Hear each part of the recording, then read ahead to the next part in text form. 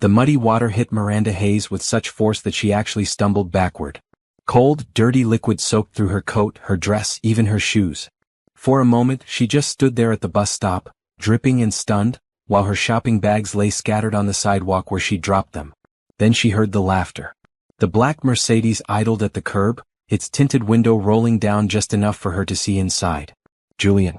Her ex-husband sat in the driver's seat, that familiar smirk on his face. The woman beside him, Candace, his new wife, had her perfectly manicured hand over her mouth, but her eyes sparkled with cruel amusement. "Oh my God, Julian, you got her good." Candace's voice carried across the street. "Look at her." Miranda stood frozen as pedestrians stopped to stare. Some pulled out their phones. An elderly woman asked if she was okay, but Miranda couldn't find her voice to respond. She could only watch as Julian leaned across his wife to call out the window. "Sorry about that, Miranda. Didn't see the puddle?" His tone made it clear he'd seen it perfectly well. "You should really get a car." "Oh wait, you can't afford one anymore, can you?" Candace dissolved into fresh giggles. She was wearing the diamond bracelet Julian had promised to buy Miranda for their 5th anniversary. He'd never gotten around to it, claiming business expenses were too high that year. Apparently business had improved. The Mercedes pulled away, leaving Miranda standing in the settling spray of dirty water. Her hands trembled as she bent to gather her bags. The groceries inside were probably ruined. She'd used the last of her weekly budget on them. A young man helped her collect the scattered items. "That was messed up," he said quietly. "You want me to call someone?" "No. Thank you. I'm fine." Miranda's voice came out steady despite everything. She'd had practice at staying composed when everything inside her was screaming. The bus arrived 10 minutes later. Miranda sat in the back, aware of the other passengers keeping their distance from her wet, muddy clothes. She stared out the window at the city passing by, the city where she'd lived for 8 years as Julian Hayes' wife, back when people knew her name, when she'd attended charity galas and fundraising dinners, when she'd believed her marriage meant something. That was before she'd discovered the affair. Before the divorce that had stripped her of nearly everything. Before she'd learned exactly how vindictive a man could be when his ego was bruised by a wife who dared to leave him. Her phone buzzed in her pocket. Miranda pulled it out, careful not to drip on the screen. "Adrian, just landed. Can't wait to see you. How was your day?" Miranda looked down at her ruined clothes and felt something shift inside her chest. She thought about the private ceremony 3 days ago.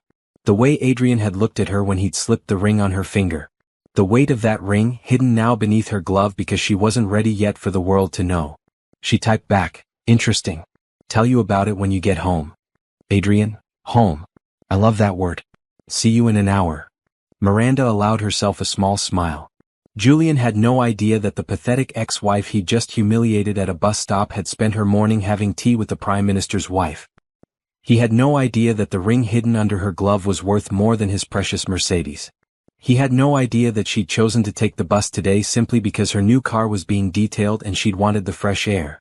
Most of all, he had no idea that in 1 week at the foundation gala she'd spent 6 months planning, the entire city would learn exactly who Miranda Hayes had become. But he would find out soon enough. The bus lurched to a stop at her corner. Miranda gathered her bags and stepped off into the late afternoon light.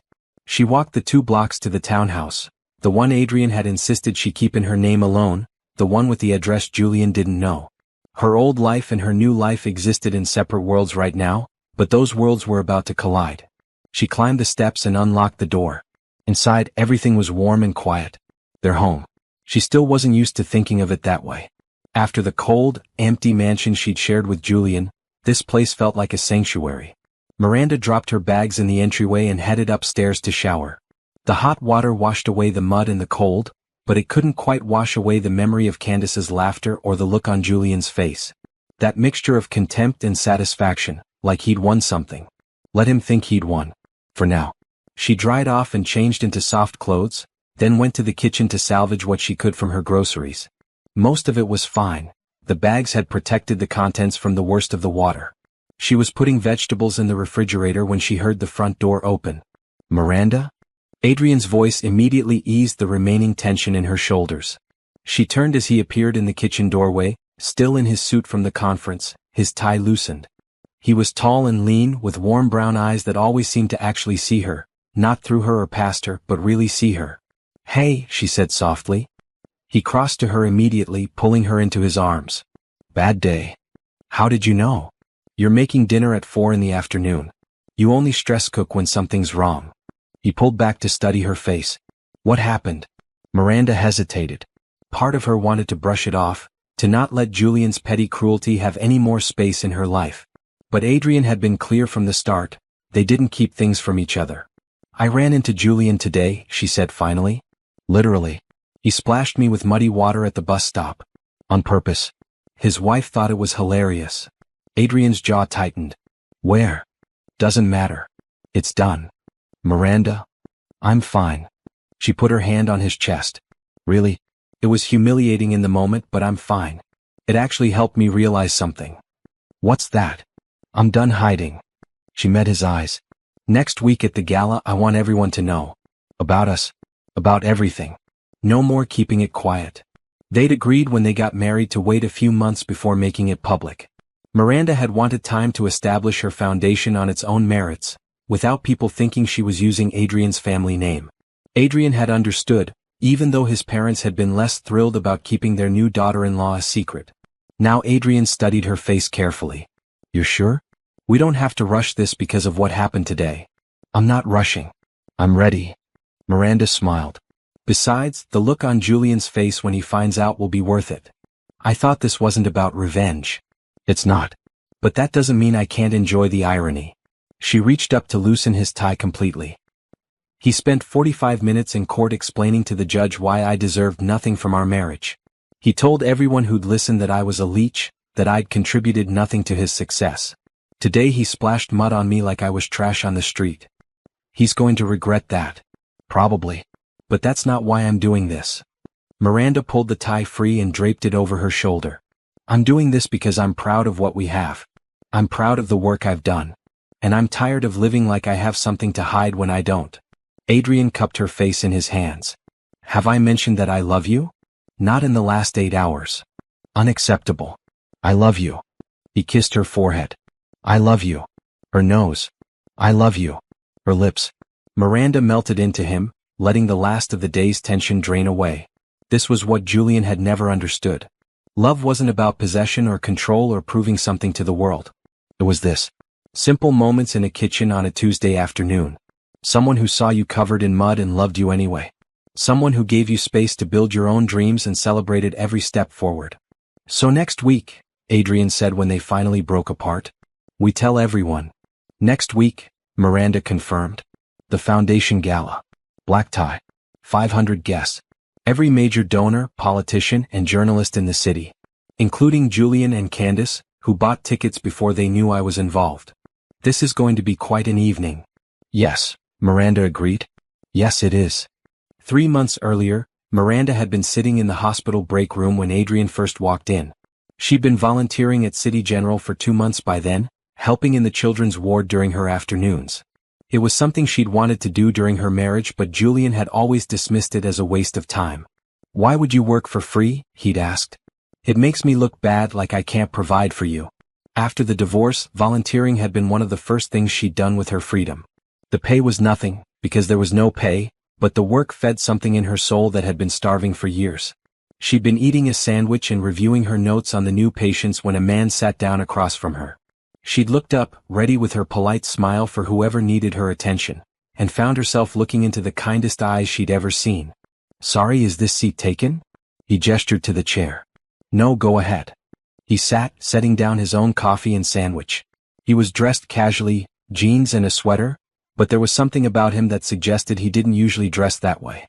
Maybe it was the watch, understated but clearly expensive, or the way he carried himself. Confident but not arrogant. They ate in comfortable silence for a few minutes.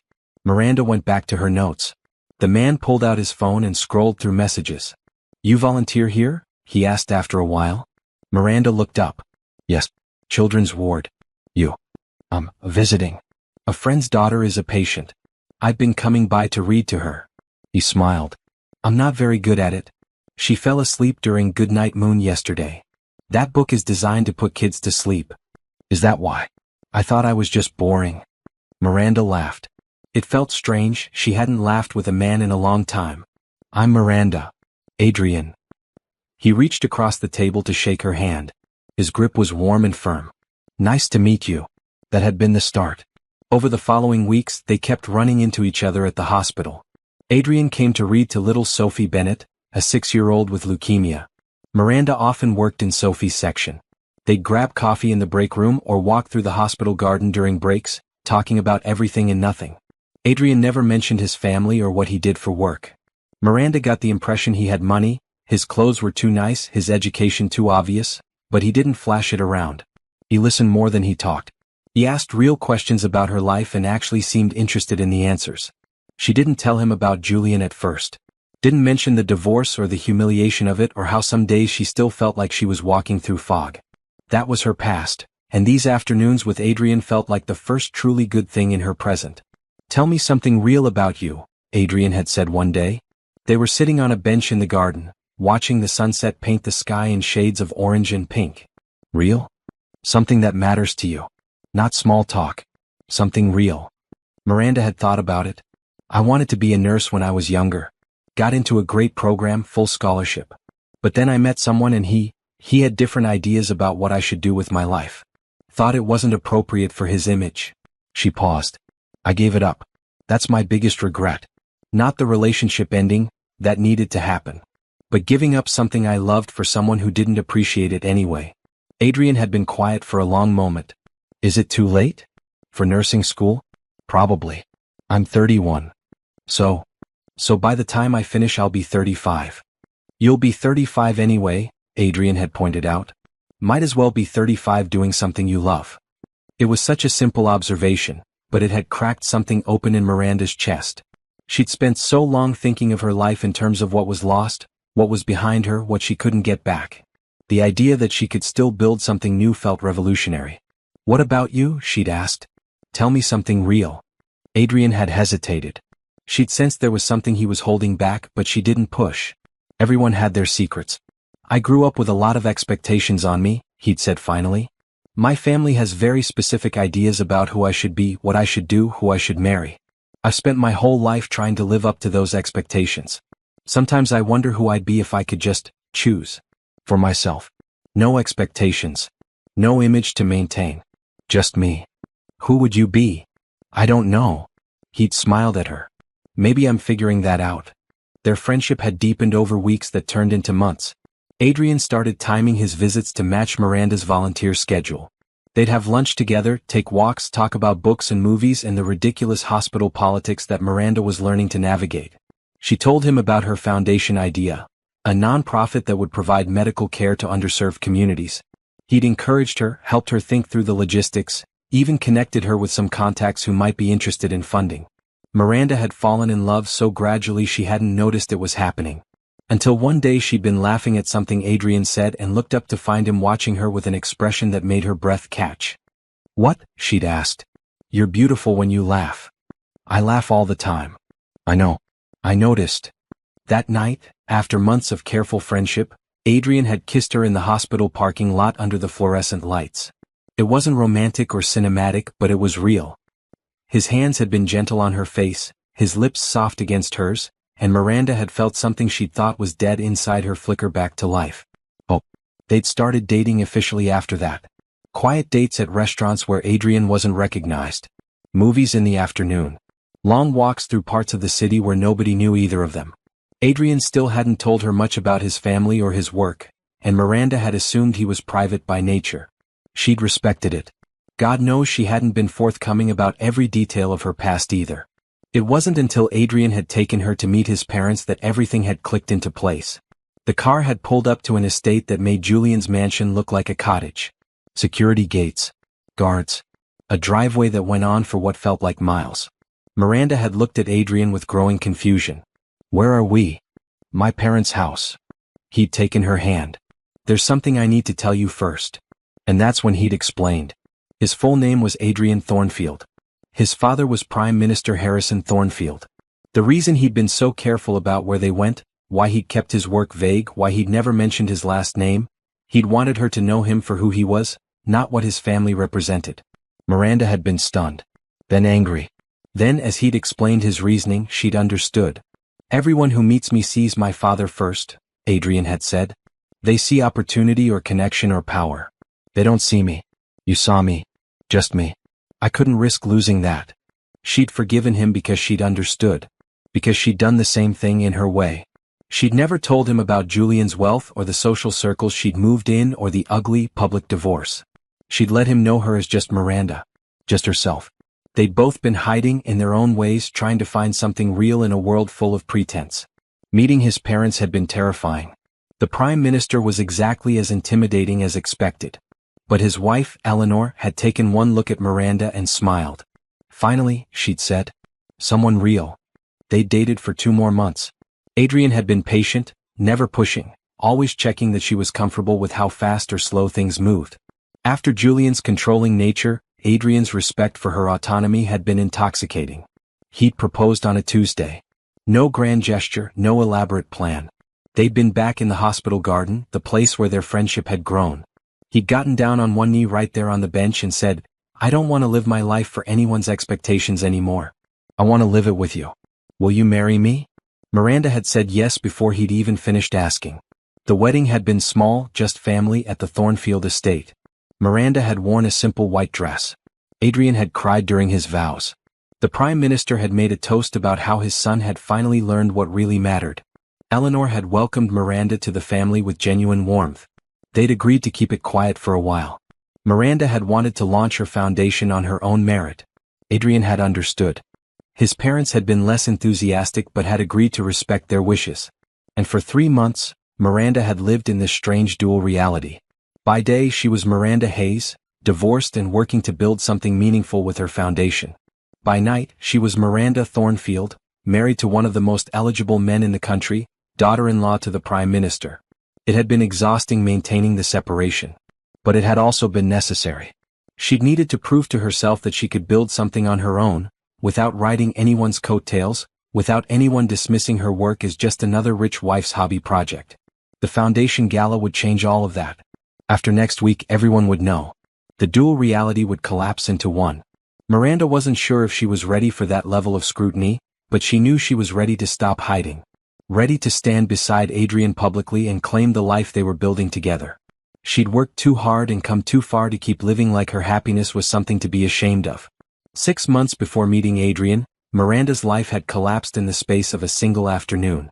She'd found the hotel receipts in Julian's jacket pocket while checking for his dry cleaning ticket. At first she'd thought it was a mistake. Julian traveled for business all the time. Hotels were part of his routine. But these hotels were local. Same-day check-ins and check-outs. Always the same room number. Always charged to his personal credit card, not the business account.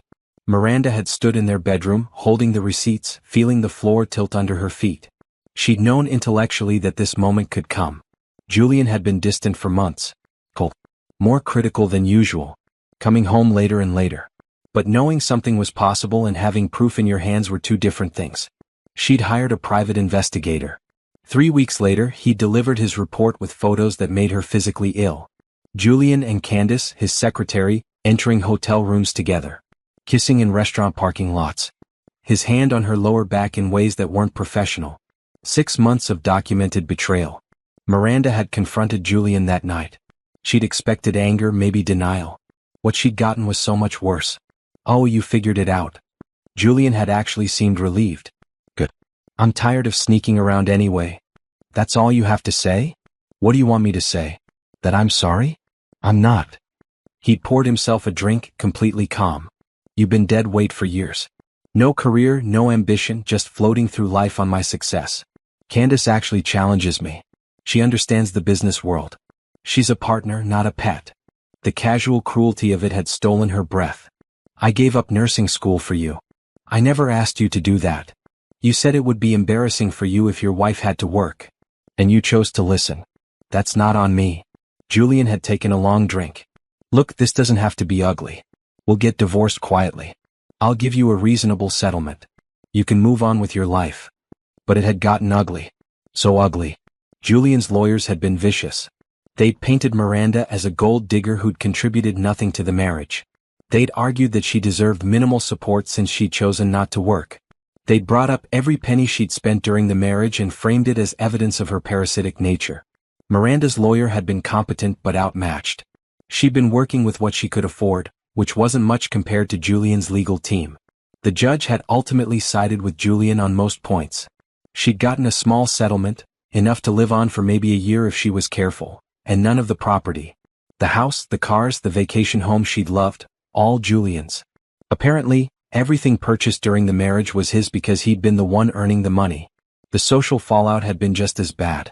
Their friends, she'd thought they were their friends, had chosen Julian. The charity boards she'd served on had quietly stopped calling. Invitations had dried up. People she'd known for years suddenly didn't have time for lunch. She'd moved into a small apartment in a part of the city where nobody knew her.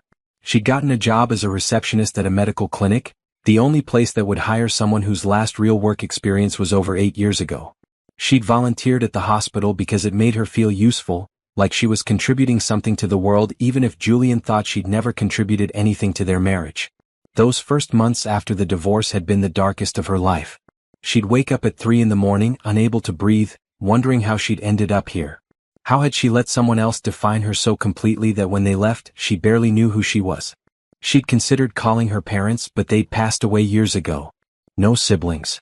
The friends she'd had before Julian were long gone, lost to years of prioritizing his schedule over her own relationships.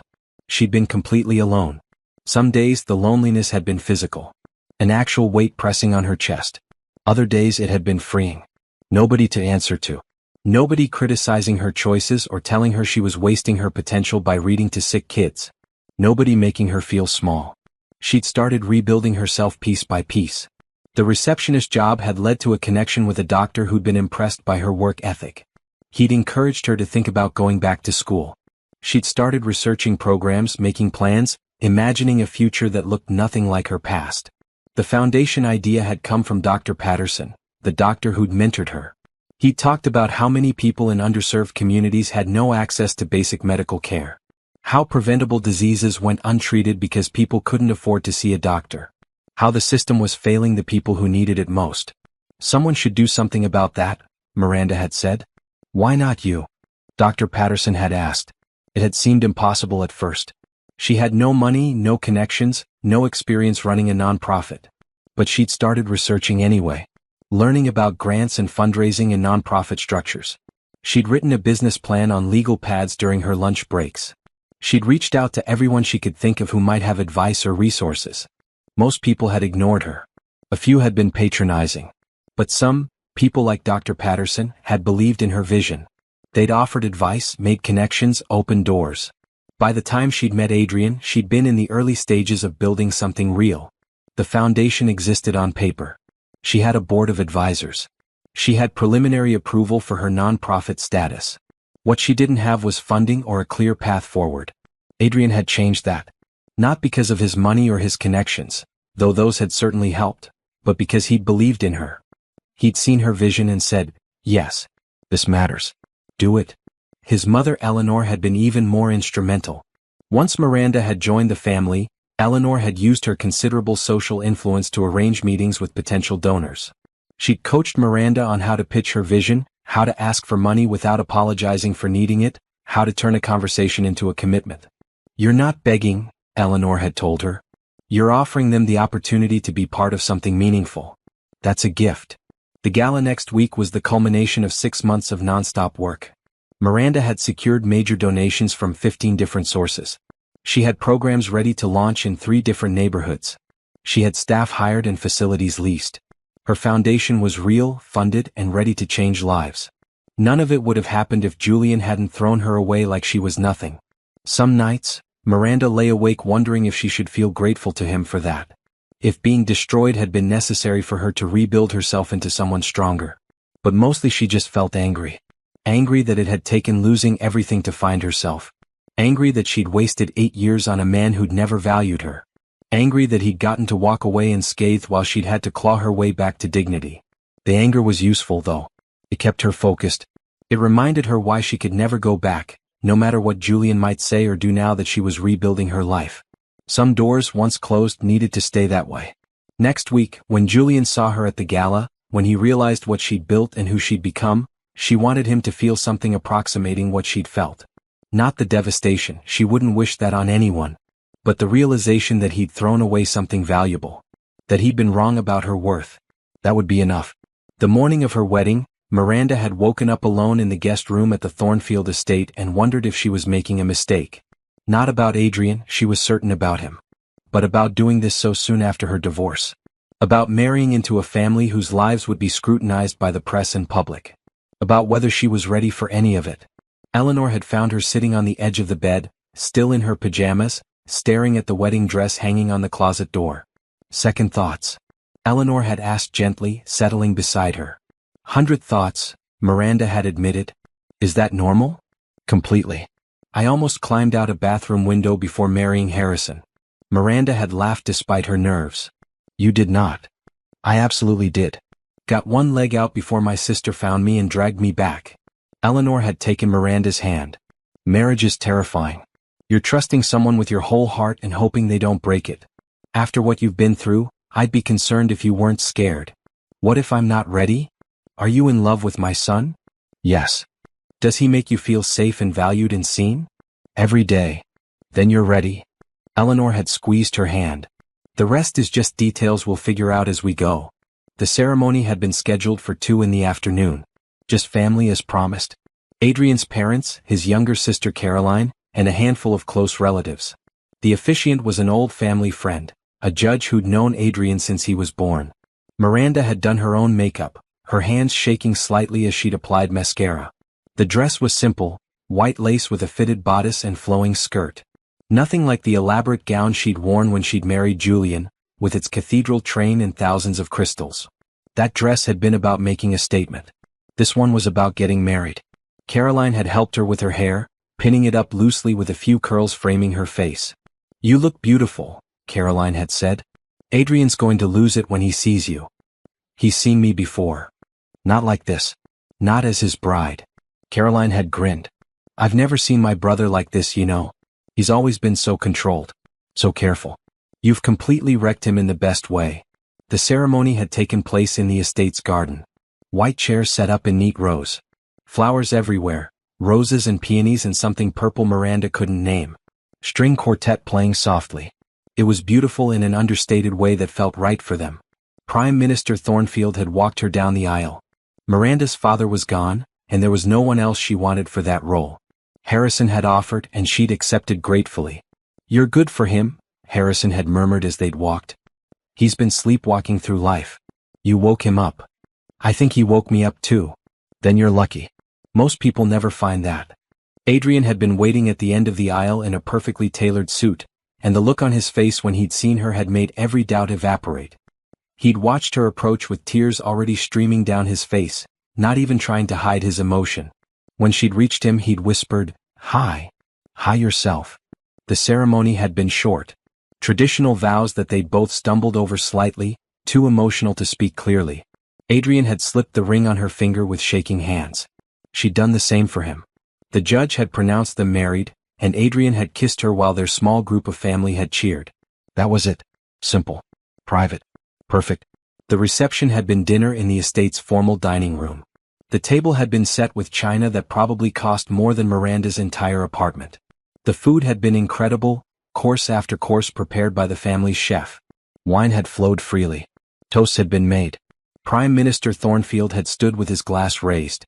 My son has always made me proud, but never more than today. He's found someone who sees him for who he truly is, not for what he represents. That's a rare gift. Miranda, welcome to our family. We're better for having you. Eleanor had cried through her entire toast. I prayed for this. For Adrian to find someone real. Someone strong. Someone who would challenge him and support him and love him exactly as he is. Miranda, you're the answer to years of prayers. Take care of my boy. Caroline had been more irreverent. Thank God Adrian's finally married. Now maybe Mom will stop bothering me about settling down. Miranda, you've done me a huge favor. Welcome to the family and sorry in advance for all the chaos. Adrian had pulled Miranda onto the dance floor after dinner. They'd swayed together while the quartet played, surrounded by family and warmth and acceptance. Nothing like her first wedding, where hundreds of guests had attended and she'd barely spoken to half of them. This was intimate. Real. No regrets. Adrian had asked, his lips close to her ear. Not one. You. Only that I didn't meet you sooner. They'd spent their wedding night at the estate. Adrian had carried her over the threshold of his childhood bedroom, and they'd both collapsed onto the bed laughing at the absurdity of consummating their marriage in a room with his high school soccer trophies on the shelf. Later, wrapped in each other's arms, Miranda had felt a peace she hadn't experienced in years. Maybe ever. This wasn't the desperate, grasping feeling she'd had with Julian, always trying to be enough, always falling short. This was something solid. Something that felt like it could weather storms because it was built on honesty and respect and genuine love. "I want to tell everyone," Adrian had said into the darkness. "About us. I want to take out a billboard." A billboard? Adrian Thornfield married the most amazing woman in the world. Everyone else can go home. Miranda had laughed. "That's a terrible billboard." "Fine. We'll work on the copy. But I want people to know. I want to walk down the street holding your hand. I want to introduce you as my wife. I'm tired of hiding something I'm proud of." Soon, Miranda had promised. After the gala. Once the foundation is established. Then we'll tell everyone and deal with whatever comes. "You're sure?" "I'm sure. I need this. I need to know I built something on my own first." Adrian had kissed her forehead. "Okay. But the day after that gala, I'm telling everyone I meet. Fair warning." "Deal." They'd fallen asleep like that, wrapped together in his too small childhood bed, married and happy and completely unprepared for how complicated their lives were about to become. The next morning, Miranda had said goodbye to the Thornfield family and returned to her apartment, the one she'd kept because she needed space that was just hers. Adrian had understood. They spent most nights together anyway, alternating between his townhouse and her place, but having her own space mattered. After years of living in Julian's world, being consumed by his needs and preferences, Miranda needed to maintain her independence. The ring had stayed on her finger though. She'd worn it hidden under gloves when she went out, but when she was home or with Adrian, she wore it proudly. The weight of it reminded her that she wasn't alone anymore. She was choosing to be with someone, not clinging to them out of fear or need. That distinction mattered more than she could explain. For 3 months, they'd lived in their private bubble. Working on the foundation by day, building their marriage at night. Learning each other's rhythms and quirks and habits. Adrian left wet towels on the bathroom floor. Miranda couldn't go to sleep with dishes in the sink. He was a morning person. She needed 2 cups of coffee before she could form sentences. He liked action movies, she preferred documentaries.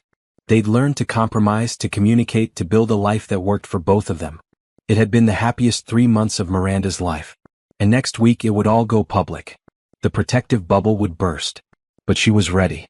They were ready. At least she hoped they were. The foundation's office was a converted brownstone in a neighborhood that desperately needed the services Miranda was planning to offer. She'd chosen the location carefully, close enough to downtown to be accessible, but situated in a community where people actually needed medical care they couldn't afford. The building had good bones but needed work. She'd spent weeks overseeing renovations, choosing paint colors and arranging furniture. Her office was on the 2nd floor, small but bright, with windows overlooking the street. She'd furnished it simply, a desk, 2 chairs for visitors, filing cabinets, and a single plant that she kept forgetting to water. On the wall behind her desk, she'd hung the foundation's mission statement, printed in simple black letters. "Healthcare is a human right. We exist to make that right a reality." Dr. Patterson had laughed when he'd seen it. "Subtle." "I'm done with subtle," Miranda had replied. "Subtle doesn't change anything." Her staff was small but dedicated. Dr. Patterson had agreed to serve as medical director, working part-time between his hospital shifts.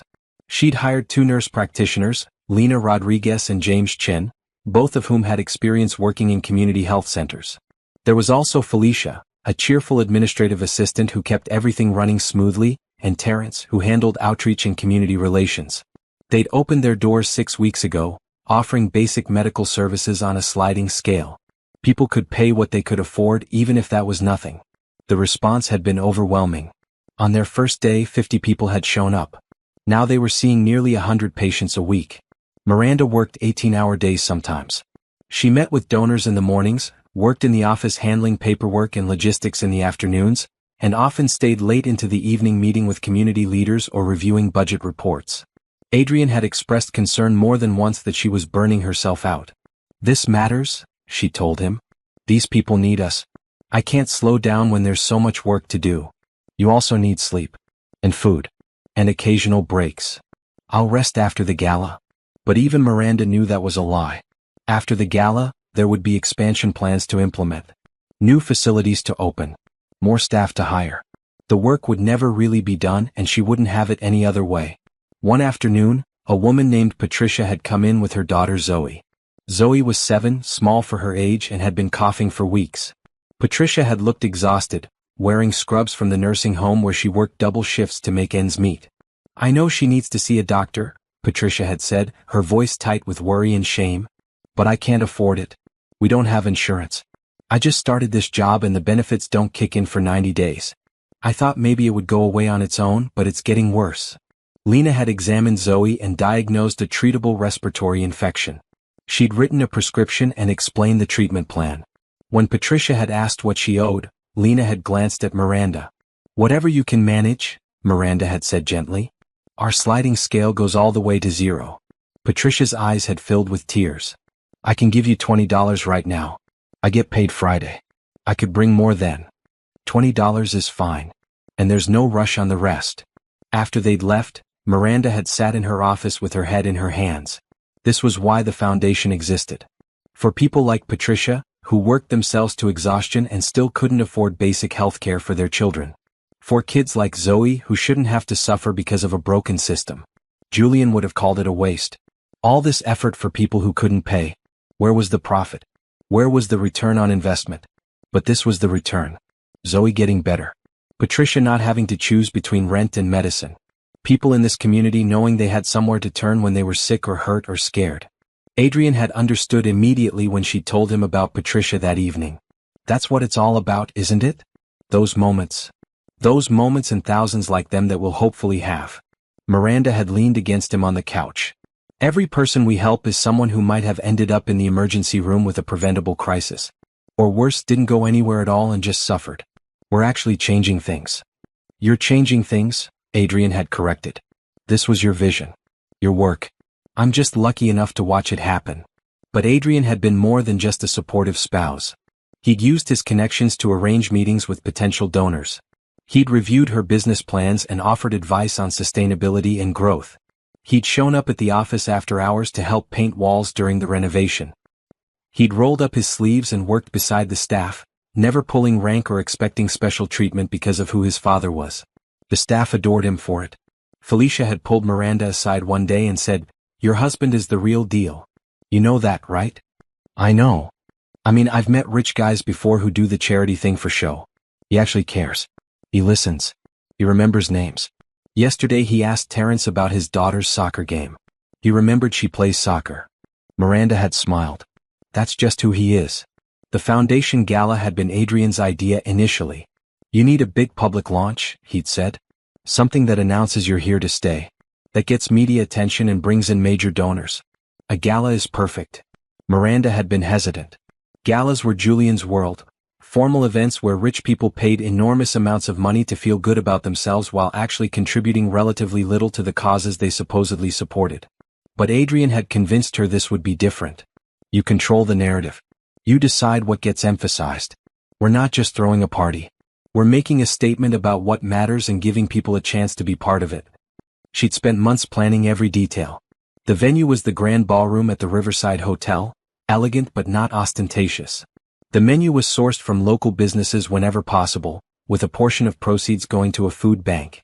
The entertainment was a jazz quartet from a community arts program. Everything about the event was designed to reflect the foundation's values. Tickets had sold quickly. At $500 a plate, it wasn't cheap, but it wasn't outrageously expensive either. The goal was to make it accessible enough that regular people who believed in the cause could attend, while still raising significant funds. Julian and Candace had bought their tickets in the first week. Miranda had seen their names on the list and felt her stomach drop. But Felicia had been thrilled. "Your ex is coming? Oh, this is going to be good." "Why is that good?" "Because he's going to walk in expecting the same scared woman he divorced, and instead he's going to find you running the show. That's called poetic justice, honey." Miranda hadn't thought of it that way. She'd been too busy worrying about the awkwardness, the possibility of confrontation, the questions people might ask about why her ex-husband was attending her event. But Felicia was right. This was her territory now. Her event. Her achievement.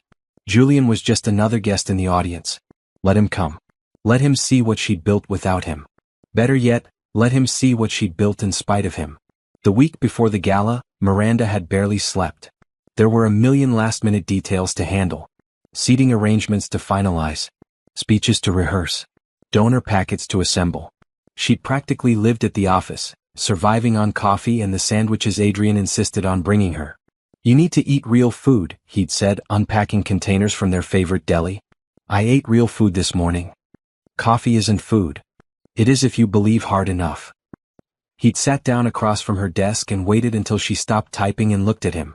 "You're ready, you know. Everything's in place. The gala is going to be perfect. You don't know that." "I do. Because you've checked every detail 17 times. Because you care more about this succeeding than anything else. Because you're brilliant at this." He'd taken her hand. "And because next week, when we tell everyone we're married, I want you to enjoy the look on your ex-husband's face instead of worrying about whether the caterers showed up on time." Miranda had laughed despite her stress. "You're really looking forward to that, aren't you?" "I'm looking forward to everyone knowing you're mine and I'm yours. The fact that it will also destroy your ex-husband's evening is just a bonus." She'd squeezed his hand. "Thank you." "For what?" "For believing in this. For believing in me. For not needing me to be anything other than what I am." "That's the easy part," Adrian had said. "What you are is already everything."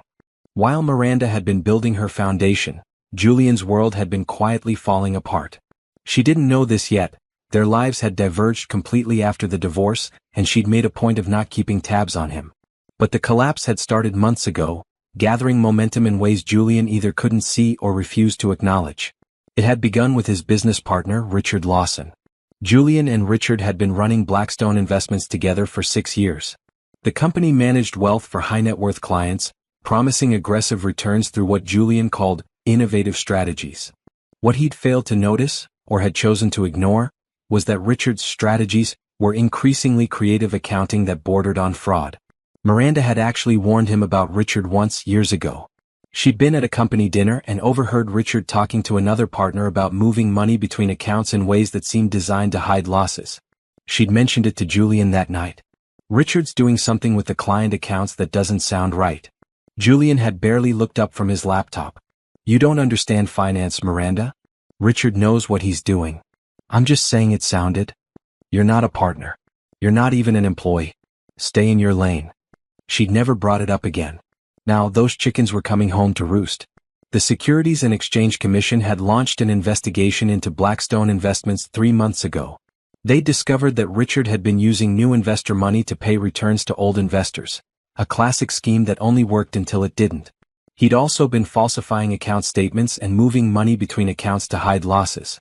Julian claimed he'd known nothing about it. He'd been focused on client relations and business development, he said, while Richard handled the actual portfolio management. But the investigators weren't convinced that the company's CEO could be that oblivious to what his partner was doing. Even if Julian wasn't criminally liable, the civil penalties would be devastating. The company was finished. Clients were suing. Assets were frozen. The mansion Julian had fought so hard to keep in the divorce was mortgaged to the hilt, and he couldn't make the payments with his income stream dried up. Then there was Candace. His new wife had proven to be expensive in ways Julian hadn't anticipated. She'd wanted a new wardrobe befitting her position as Mrs. Hayes, a luxury car to replace her practical sedan, a membership at the country club, regular spa days, designer handbags, first-class vacations. Julian had provided all of it, wanting to prove that upgrading from Miranda to Candace had been the right call. Look at what he could offer a woman who appreciated success. Look at what he was capable of when he had a real partner instead of dead weight. But now the money was gone and Candace was noticing. The credit cards were maxed out. The country club membership had lapsed. Her last 2 paychecks from work had gone toward household expenses because Julian's accounts were frozen pending the investigation. She'd started complaining. Little digs at first, comments about how other couples they knew were doing better, questions about when his situation would be resolved, suggestions that maybe she should look for a higher-paying job since they needed the income. Julian had brushed it off initially. This was temporary. Once the investigation concluded and cleared his name, he'd rebuild. They'd be fine. Better than fine. But as weeks turned into months, Candace's complaints had grown sharper. Last week, she'd come home from lunch with friends and said, "Susan's husband just bought her a lake house. When are we going to get back to that level? We're in the middle of a legal crisis, Candace." "I'm aware. I'm just wondering when it's going to end. This isn't what I signed up for. What you signed up for? We've been married for 6 months. Exactly. 6 months of living in limbo while you figure out this mess with Richard. I gave up my career to be your wife. Julian had wanted to point out that she'd still been working as his secretary when they'd gotten married, and that he'd actually encouraged her to keep her job once they realized how bad their financial situation was. But he'd bitten his tongue. Fighting with Candace wouldn't help anything. The truth was he'd been thinking about Miranda a lot lately. More than he should. He'd see something and think about how she would have reacted. He'd come home to the dark, empty mansion. Candace was always out with friends now, and remember how Miranda used to have dinner ready, how the house had felt warm and lived in. He'd remember how Miranda had supported him through the early years of building his business. How she'd never complained about the long hours or the stress. How she'd believed in him even when things were tight. He'd thrown her away like she was nothing. Convinced himself he needed someone more dynamic, more ambitious, more exciting. And what had that gotten him? A wife who was clearly looking for an exit strategy now that the money had dried up. A business in ruins. A reputation destroyed. The day he'd splashed Miranda at the bus stop, he'd been driving home from a particularly brutal meeting with his lawyers. They'd just informed him that the civil suits alone would likely bankrupt him. That he'd be lucky to walk away from this with anything. That he should start thinking about what kind of employment he could realistically find once this was all over, because managing other people's money was probably off the table. He'd been angry and scared and looking for someone to take it out on. And there was Miranda. Standing at the bus stop in her modest coat, carrying grocery bags, looking like she was barely scraping by. He'd felt a surge of satisfaction seeing her brought so low. At least someone had it worse than him. Candace had egged him on, delighted by the cruelty of it. She'd always resented Miranda in an abstract way, even though they'd never actually known each other during the marriage. Miranda represented what Candace had wanted, to be Julian's wife when he was successful. Now Candace was his wife during his downfall, and the irony wasn't lost on her. Julian had driven home feeling momentarily better. Like he'd won something. But the feeling had faded quickly, replaced by a gnawing sense that he'd just done something he couldn't take back. Not that splashing his ex-wife was the worst thing he'd done to her. But it was so petty. So small. So beneath him. Or at least beneath who he'd thought he was. Now, standing in his study looking at bills he couldn't pay and legal notices he couldn't ignore, Julian wondered when exactly his life had gone off the rails. Had it been when he'd started the affair with Candace? When he'd ignored Miranda's warning about Richard? When he'd convinced himself that success meant constantly trading up, including in his personal life? He heard Candace's car in the driveway. She'd been gone since noon, out with friends again. She came in through the garage, her high heels clicking on the marble floor. "Julian? Are you home?" In the study. She appeared in the doorway, designer bags in hand. His stomach sank. "I thought we agreed you were going to cut back on shopping. I needed a new dress. We're going to that foundation gala next week, remember? I can't show up in something old. Candace, we can't afford. It's already bought. And before you start, it was on sale. Besides, we need to look successful. You said yourself that reputation matters. People are watching to see if you're going to bounce back or collapse." Julian wanted to argue that people would be more impressed if he paid his bills than if his wife wore a new dress, but he didn't have the energy. Fine. Whatever. Candace studied him with narrowed eyes. "What's wrong now? Besides everything? You've been so negative lately. It's exhausting. My business is being investigated for fraud. I'm probably going to lose everything. I'm sorry if that's exhausting for you. See? That attitude. That's what I mean." Candace set her bags down with more force than necessary. "I'm trying to be supportive, but you make it so hard. Maybe if you took some responsibility instead of playing the victim?" "I am taking responsibility. I'm dealing with lawyers and investigators and lawsuits. While I'm stuck here waiting for you to fix it. Do you know what it's like for me? Having my friends ask why we don't go out anymore? Why we can't join them at the club? Having to make excuses for why my husband's life is falling apart." Julian stared at her. This was the woman he'd left Miranda for. This was the partner he'd thought would understand the business world and support his ambitions. She was already looking for the door 6 months in, the moment things got difficult. "If this is too much for you," he said carefully, "you're free to leave." Candace's expression hardened. "Don't tempt me." She grabbed her bags and left. Julian heard her heels on the stairs, then the bedroom door slamming. He turned back to the window. Somewhere out there, Miranda was living her life. The life she'd built after he'd destroyed their marriage. He wondered if she was happy. He wondered if she ever thought about him. Probably not. Why would she? He'd made it very clear what he thought of her. He'd taken everything from her and kicked her to the curb. He'd literally splashed mud on her last week. No, Miranda had probably moved on completely. Forgotten about him. Built something better without him.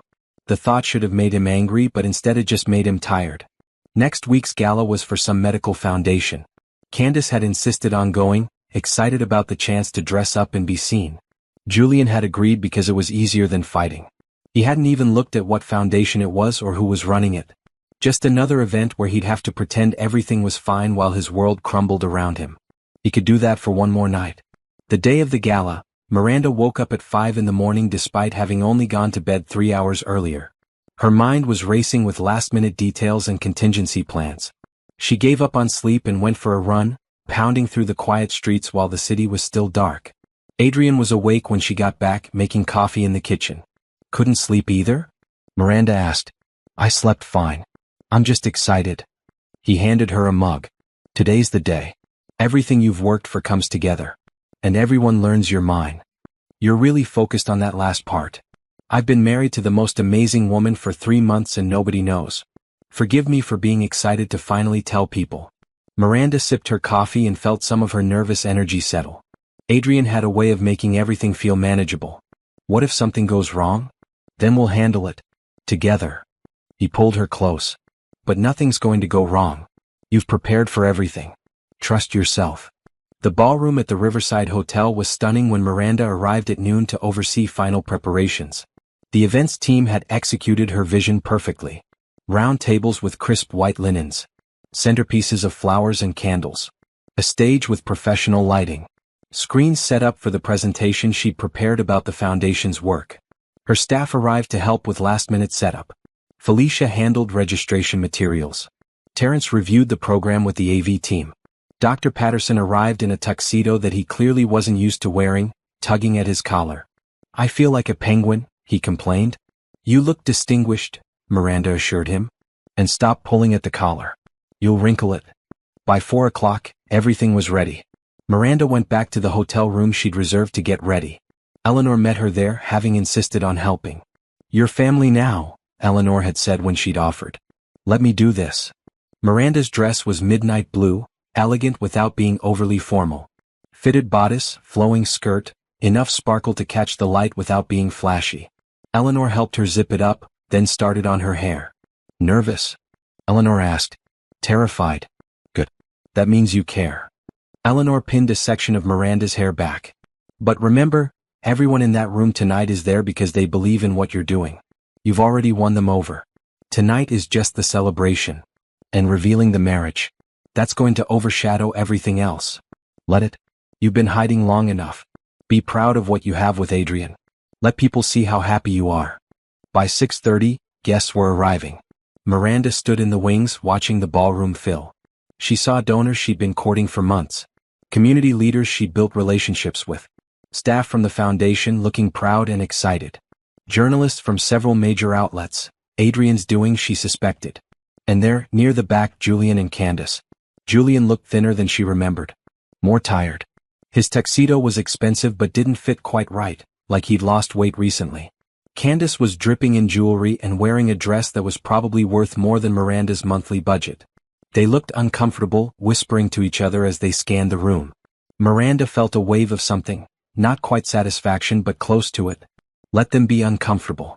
This was her world now. Adrian appeared beside her, devastating in his tuxedo. Ready? As I'll ever be. You look incredible, by the way. I should have led with that. Miranda smiled. You look pretty good yourself. The program started at 7. Miranda had carefully choreographed the evening. Cocktail hour with networking. Dinner. A presentation about the foundation's work. Testimonials from patients. And then her speech, which would include the announcement. Dinner passed in a blur. Miranda barely tasted her food, too focused on what was coming. She gave the presentation she'd rehearsed dozens of times, showing photos and statistics about the community's health needs and how the foundation was addressing them. She played a video testimonial from Patricia, the mother whose daughter they'd treated for the respiratory infection. Before the foundation, I didn't know where to turn, Patricia said on screen. I couldn't afford a doctor. I was scared my daughter would get sicker and I wouldn't be able to help her. The foundation gave me hope. They gave my daughter the care she needed. They showed us that we matter. There wasn't a dry eye in the room. Miranda saw people reaching for their checkbooks. Then she introduced Dr. Patterson, who spoke about the medical side of their work. Lena and James shared stories from the clinic. Terrence talked about their outreach programs. Finally, it was time for Miranda's closing speech.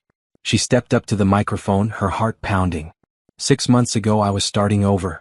I'd just gone through a divorce that left me with almost nothing. No career, no savings, no clear path forward. She saw Julian shift in his seat. I could have been bitter.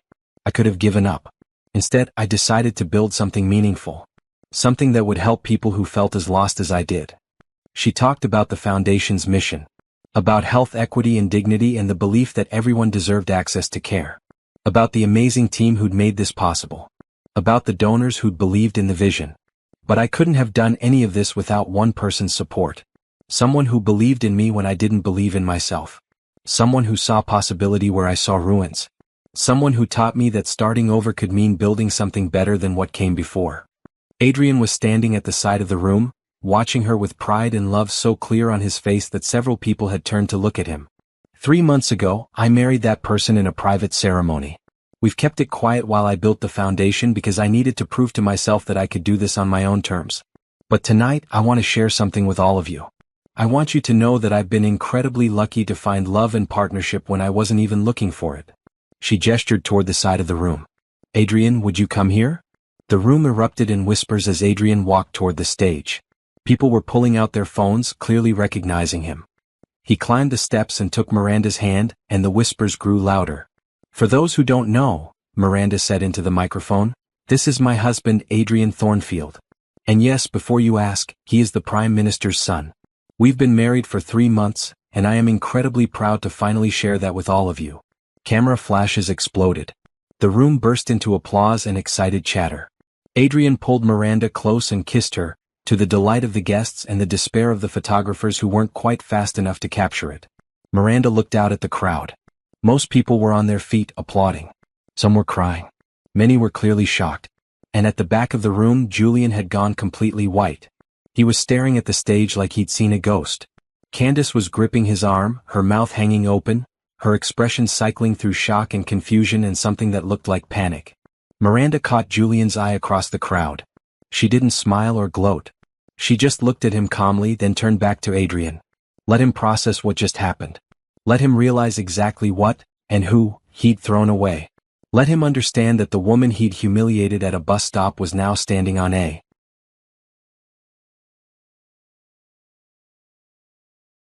stage as the founder of a successful nonprofit and the wife of one of the most powerful young men in the country.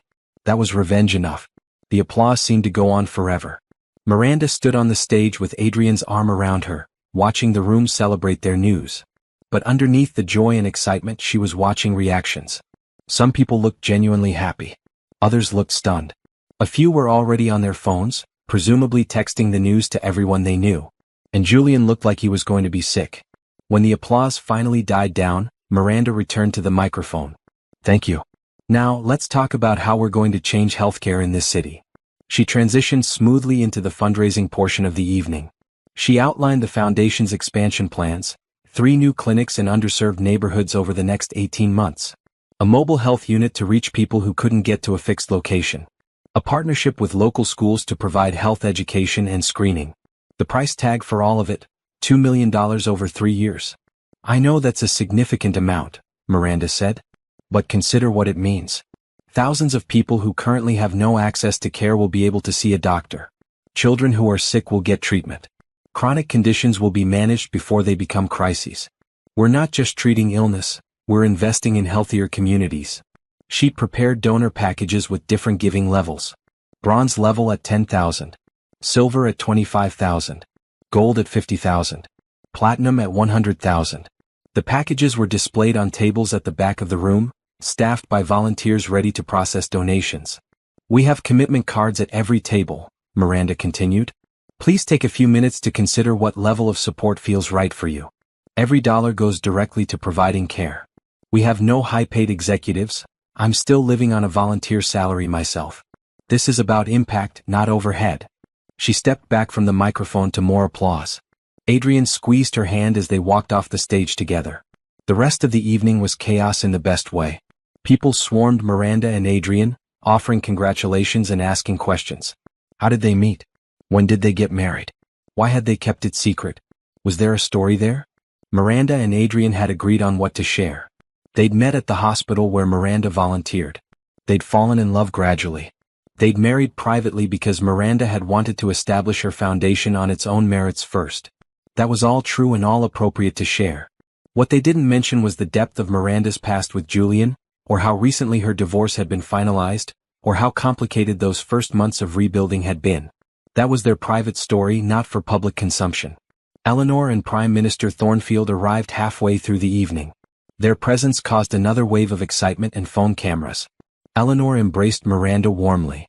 "I'm so proud of you," she whispered. "You've done something remarkable here." The Prime Minister was more reserved but clearly pleased. "Well done, Miranda. This is exactly the kind of work that matters. You're making a real difference."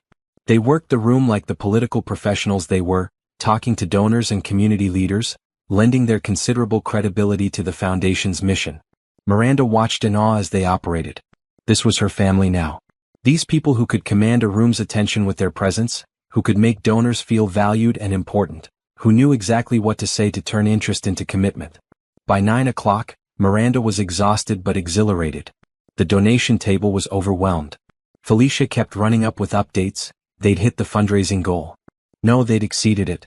No, wait, they'd doubled it. People were writing checks for amounts that made Miranda's head spin. She was talking to a couple who owned a chain of pharmacies about a potential partnership when she saw Julian approaching. Adrian was across the room with his parents, too far away to intercept. Julian looked worse up close. His eyes were bloodshot. His jaw was tight. Candace trailed behind him, her earlier excitement replaced by obvious anxiety. "Miranda," Julian said. "Can we talk?" Every instinct told her to refuse. But they were in public, surrounded by witnesses and cameras. Making a scene wouldn't help anyone. Of course. Miranda kept her voice polite but cool. "Julian, Candace, thank you for coming tonight. You married Adrian Thornfield." Julian said it like an accusation. "The Prime Minister's son." "I did." "When?" 3 months ago." She watched him do the math. 3 months meant right around the time he'd splashed her at the bus stop. Maybe before. Probably before. "So when I saw you at that bus stop." "I was already married, yes." Miranda kept her expression neutral. "Was there something else you wanted to say, Julian?" "I have a lot of people to talk to tonight. He ran his hand through his hair. "I had no idea. You were taking the bus. You looked like you were barely getting by. You thought I was as pathetic as you tried to make me? That the divorce had broken me? That you'd won?" Miranda's voice was quiet but firm. "You were wrong." Candace grabbed Julian's arm. "We should go." "I didn't know," Julian said again. He looked almost desperate. "Miranda, I'm sorry. For everything. The divorce, the things I said last week at the bus stop." "Stop." Miranda held up her hand. "I don't need your apology. I don't need anything from you. I did need those things once. I needed you to see my value, to treat me with respect, to be the partner you promised to be. But I don't need that anymore. I found someone who gives me all of that without me having to beg for it. I made a mistake." "You did. Several of them. But they're not my problem anymore." Miranda glanced at Candace, who was staring at the floor.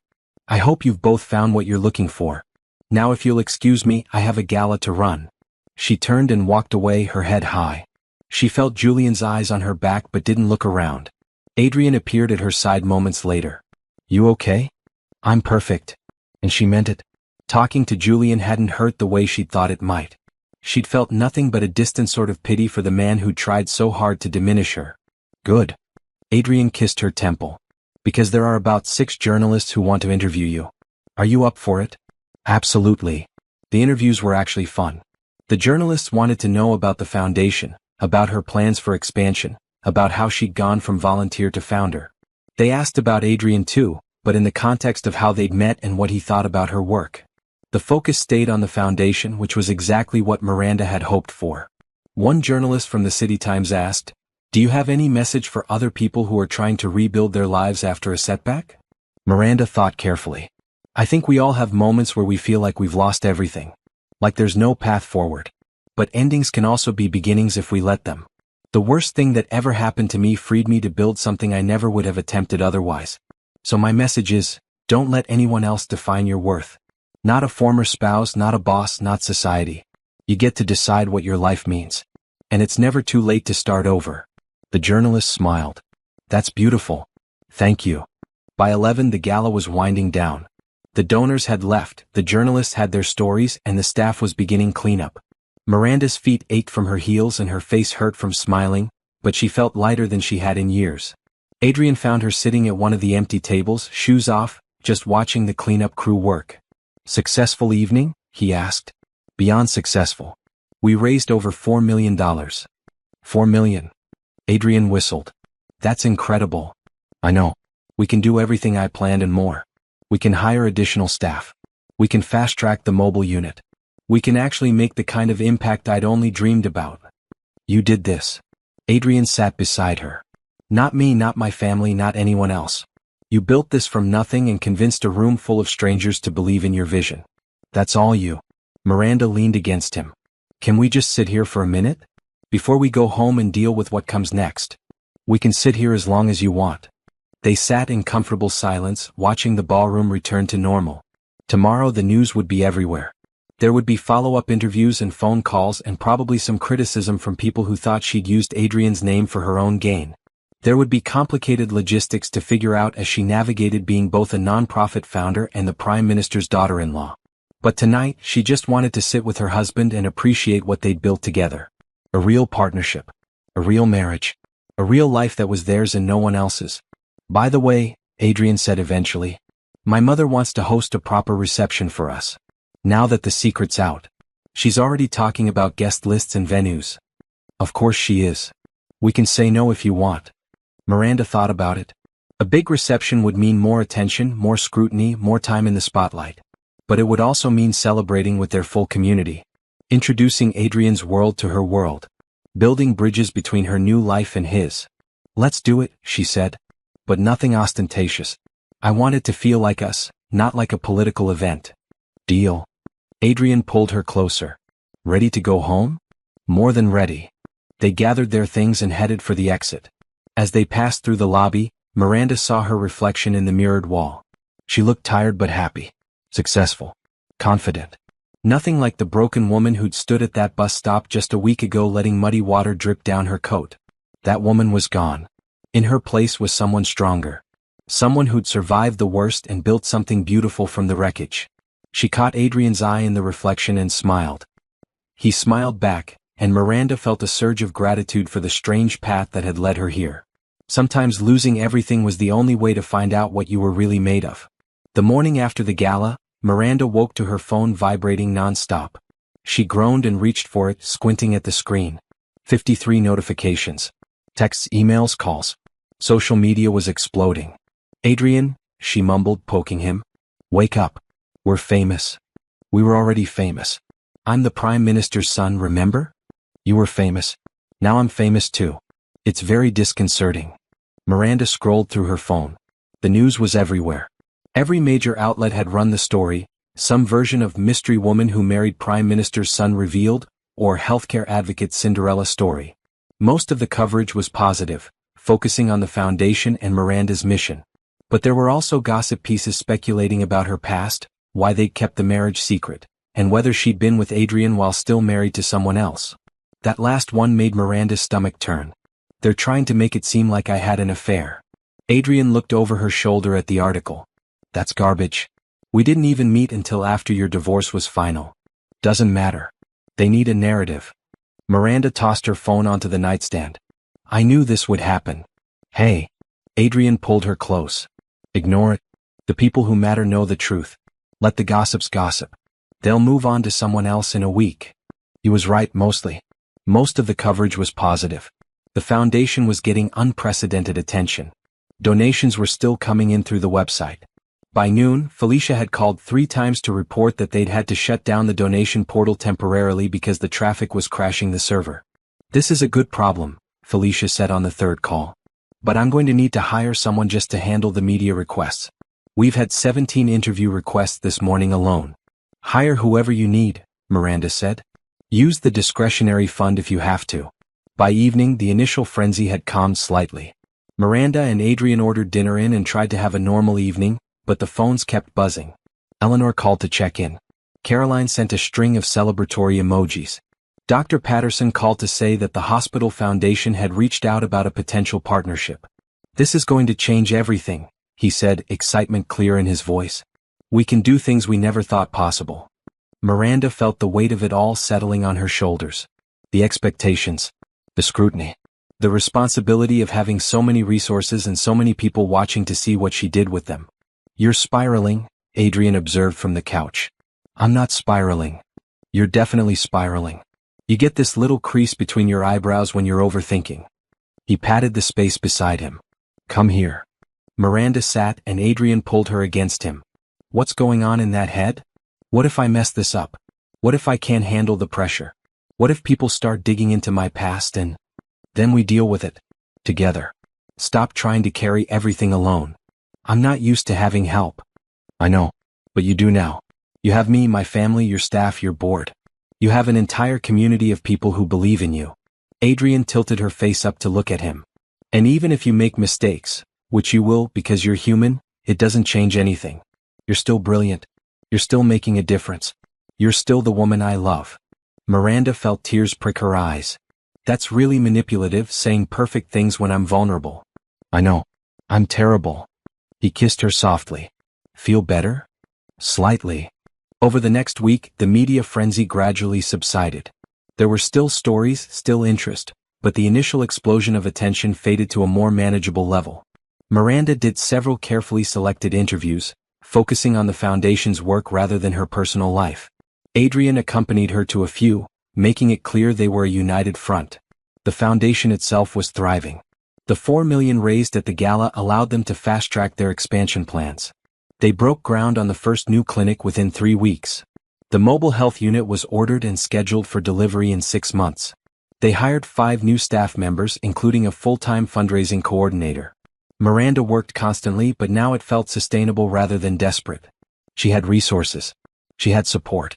She had a clear vision of where they were going. Then, 2 months after the gala, she learned about Julian's situation.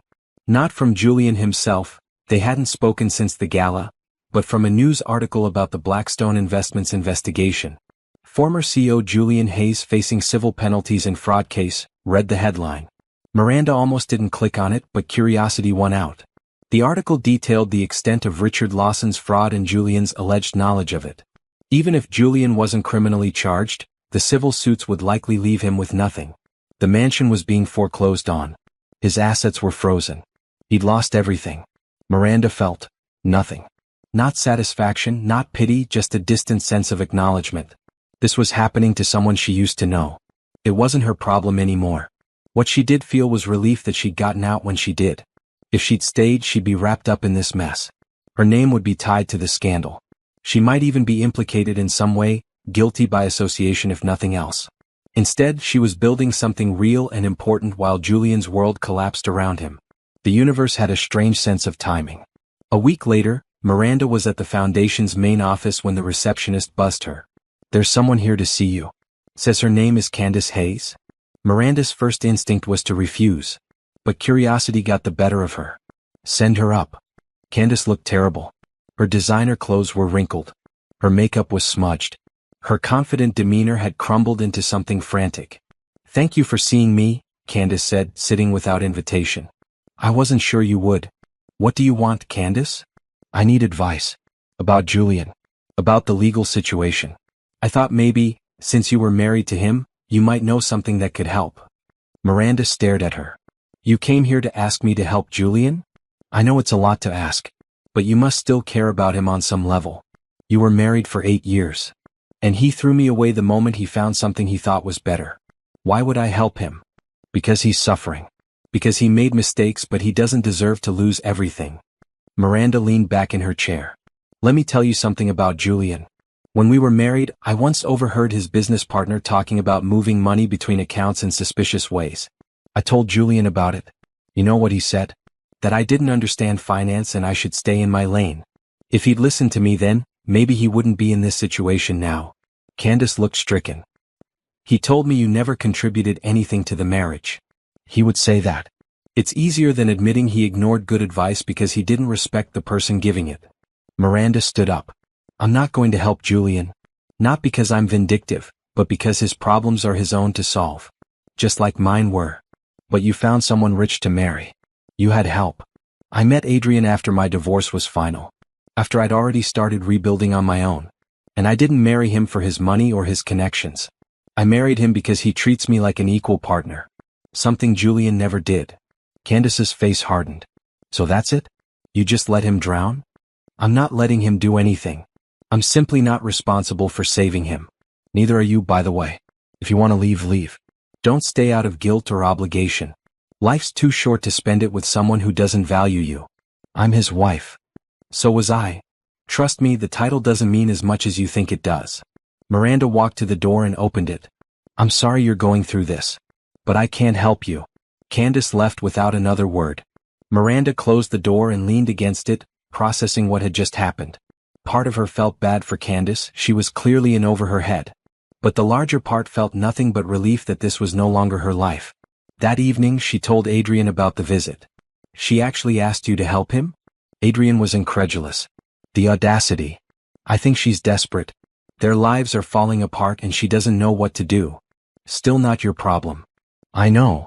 Miranda curled up beside him on the couch. It's strange though. 2 years ago that was my life. Financial chaos.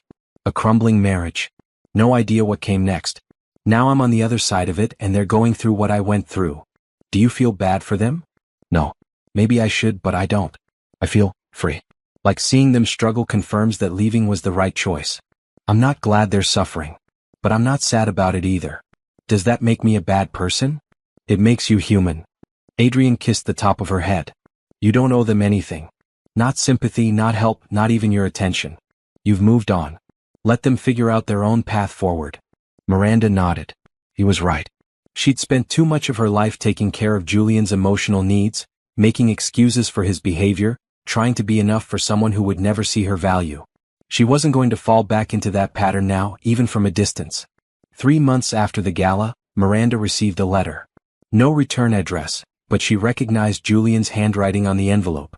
She almost threw it away without reading it, but something made her open it. The letter was short. Miranda, I don't expect you to respond to this. I just needed to say some things I should have said a long time ago. You were right. About Richard, about the business practices, about everything you tried to warn me about. I was too arrogant to listen and now I'm paying the price. But more than that, I was wrong about you. You weren't dead weight. You weren't holding me back. You were the best thing in my life and I was too stupid to see it. You tried to help me be better and I punished you for it. I know it's too late for apologies. I know I destroyed any chance we had. I just wanted you to know that I see it now. I see what I lost.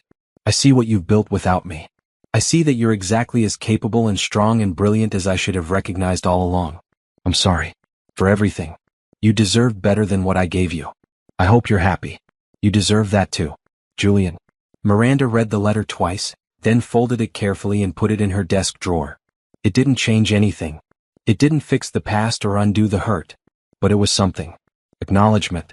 Accountability. Maybe even genuine remorse. She didn't respond.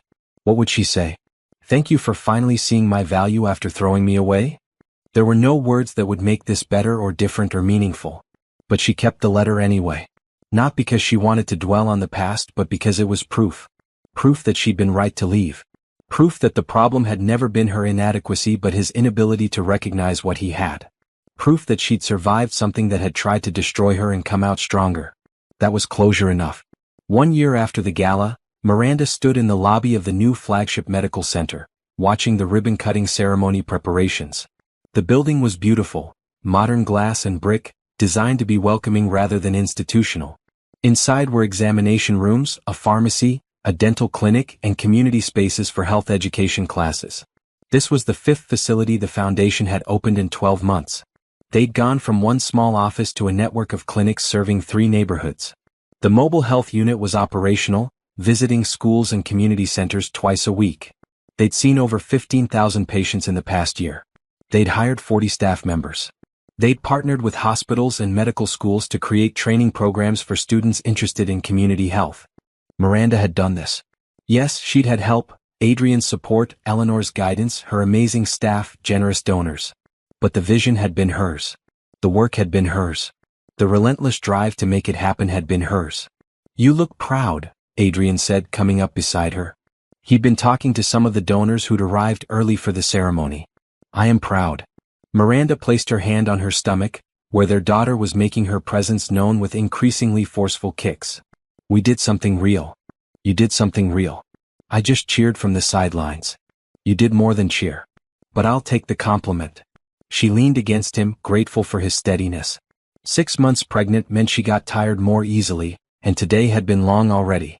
The ceremony was scheduled for 10 o'clock. By 9:30 the lobby was packed. Donors, staff, community members, local politicians and media filled every available space. Prime Minister Thornfield was cutting the ribbon, lending his considerable prestige to the opening. Miranda spotted Dr. Patterson talking to a group of medical students. Lena and James were giving a tour to some journalists. Felicia was managing the crowd with her usual efficiency. Terrence was talking to community leaders about the outreach programs they'd be offering. This was her team.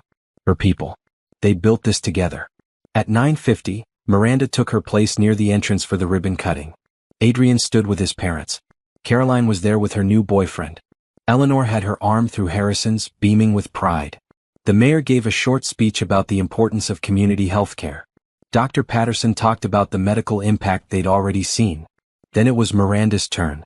She stepped up to the microphone, feeling the weight of her daughter settling into her pelvis. Public speaking while very pregnant was an interesting challenge. "1 year ago, I stood in front of many of you at a gala and shared my vision for what healthcare could be in this city. I asked you to believe that we could create a system where everyone, regardless of their ability to pay, could access quality medical care. I asked you to invest in that vision." She looked around the crowd. So many familiar faces. People who'd believed in her when the foundation was just an idea. People who'd worked beside her to make it real. "You said yes. You gave your time, your money, your expertise, your energy. You showed up. And because of that, we're standing in our 5th medical facility. We're serving thousands of people who had nowhere else to turn. We're training the next generation of healthcare providers. We're proving that a different system is possible." Miranda paused, letting her hand rest on her stomach.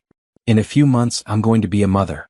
And I want my daughter to grow up in a world where healthcare is a right, not a privilege. Where being sick doesn't mean choosing between treatment and rent. Where everyone is valued and cared for regardless of their circumstances. That's the world we're building here, one patient at a time." The crowd applauded. Prime Minister Thornfield took his place by the ribbon with the ceremonial scissors. Miranda and Adrian joined him, along with Dr. Patterson and several board members.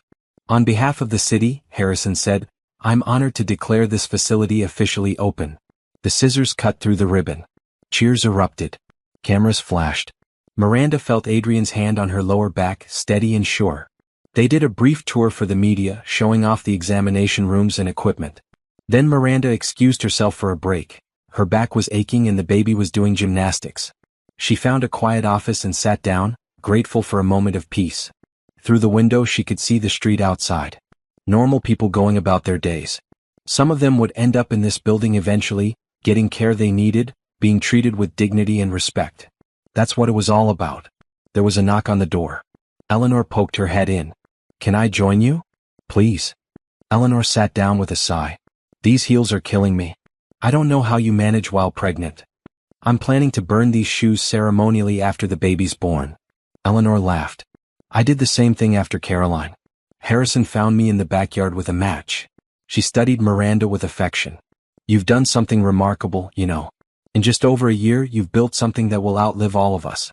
That will touch thousands of lives. That's a real legacy. I had a lot of help." Stop deflecting. "You had support, yes. But the vision was yours. The work was yours. The determination to see it through despite every obstacle, that was all you."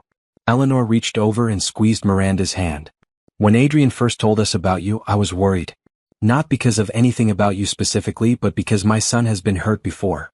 Women who wanted access to his family's influence more than they wanted him. I was afraid you might be another one. I can understand that. But you weren't. You've never used his name for your own gain. You've built this foundation on your own merit. You've made Adrian happier than I've ever seen him. You've become the daughter I didn't know I needed. Eleanor's eyes were suspiciously bright. I'm just really proud of you. Miranda felt tears threatening. Thank you. That means more than you know. Come on. Let's get back out there before people think you've gone into labor or something dramatic. They returned to the lobby where the crowd was beginning to thin. Adrian was talking to a reporter, explaining how the foundation's model could be replicated in other cities. He caught Miranda's eye and smiled, and she felt a rush of love so strong it almost hurt. This was her life now. A husband who loved her completely. Work that mattered. A baby on the way. A family that supported her. A future full of possibility. She thought about where she'd been a year and a half ago. Sitting in a tiny apartment, wondering if she'd ever feel whole again. Volunteering at a hospital because it was the only place she felt useful. Starting over from nothing with no clear path forward. If someone had told her then that she'd end up here, married to the Prime Minister's son, running a successful nonprofit, opening her 5th clinic, pregnant with a daughter she already loved fiercely, she wouldn't have believed it. But here she was. Living proof that endings really could become beginnings if you had the courage to rebuild. The crowd was dispersing. Miranda saw a familiar face near the back, a man in a simple jacket holding a camera with a press badge. It took her a moment to place him. Julian. He looked different. Thinner. Older. The arrogance that had defined him was gone, replaced by something quieter. He was covering the event for a small local publication. She'd seen the name on the media list but hadn't processed that he'd be the reporter. Their eyes met across the room. Julian gave a small nod. Not friendly, not hostile. Just acknowledgement. Miranda nodded back, equally neutral. Then he turned and left, just another reporter filing a story. She felt nothing watching him go. No anger, no satisfaction, no regret. He was just someone she used to know. Someone who'd been part of an old chapter that was definitively closed. Adrian appeared at her side. Was that? Yes. You okay? I'm perfect. And she meant it. She felt lighter somehow, like the last thread connecting her to that painful past had finally been cut. They stood together watching people file out, community members excited to have this resource in their neighborhood, donors satisfied with their investment, staff proud of what they'd built. Ready to go home? Adrian asked eventually. More than ready. My feet are screaming and your daughter is using my ribs as a punching bag. They said their goodbyes and headed for the car. As they drove through the city toward home, Miranda looked out at the streets she'd once walked alone, broken and lost. Those same streets looked different now.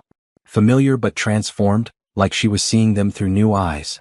She thought about the woman she'd been, the one who'd let someone else define her worth, who'd given up her dreams to fit someone else's idea of what she should be, who'd believed the lie that she wasn't enough.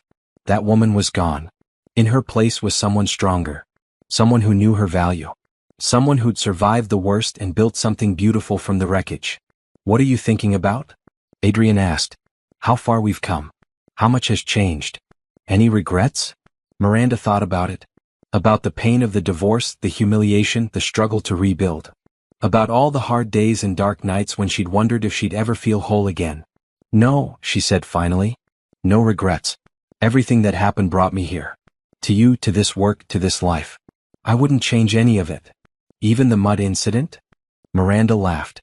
Especially the mud incident. That was the moment I decided I was done hiding. Done being ashamed. Done letting my past define my future. Adrian reached over and took her hand. I love you. I love you too. They drove the rest of the way in comfortable silence. When they got home, Adrian insisted on carrying her bag despite her protests that she was pregnant, not fragile. Let me help, he said. That's what partners do. Inside, Miranda kicked off her shoes and collapsed onto the couch with a grateful sigh. Adrian brought her water and elevated her feet, fussing until she swatted him away. I'm fine. The baby's fine. We're all fine. I know. I just like taking care of you. You're going to be one of those dads who panics about everything, aren't you? Absolutely. I'm going to be insufferable. Adrian grinned. You signed up for this. Worth it. They spent the evening on the couch, talking about the opening, making plans for the foundation's next steps, discussing nursery colors and baby names. Normal evening conversation for their life now, a life that was everything Miranda had never known she wanted. Later, lying in bed with Adrian's hand on her stomach and their daughter kicking against his palm, Miranda thought about all the people who doubted her. Who'd written her off as nothing without Julian's name and money. who'd thought she'd never amount to anything on her own. She hoped they'd seen today's news coverage. Seen the medical center with her name on the building. Seen her standing beside the Prime Minister, being treated as an equal. Seen the proof that they'd been wrong about her. But more than that, she hoped other women in situations like hers, trapped in marriages that diminished them, told they were worthless, convinced they couldn't survive alone, saw it too. Saw that there was life after leaving. Saw that starting over was possible. Saw that their value wasn't determined by who they were married to or how much money they had or what anyone else thought about them. She hoped they saw it and found the courage to take that first terrifying step toward freedom. Because on the other side of that fear was a life worth living. A life built on your own terms. A life that was truly, completely, authentically yours. Miranda had found that life. And it was better than anything she'd ever imagined.